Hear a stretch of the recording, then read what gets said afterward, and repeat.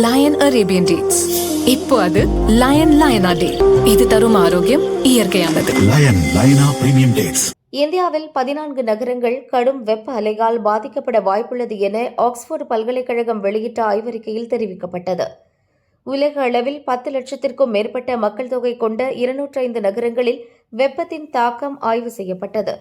மக்களின் வயது, குறிப்பாக முதியோர், குழந்தைகள் அதிகம் இருப்பது, பொருளாதார நிலை, உடல்நல பாதிப்பு ஏற்படும் வாய்ப்பு, குளிரூட்டும் வசதிகள், மரங்களின் அடர்த்தி உள்ளிட்ட அம்சங்களும் ஒரு நகரின் வெப்ப அபாயத்தின் அளவை தீர்மானிக்கின்றன.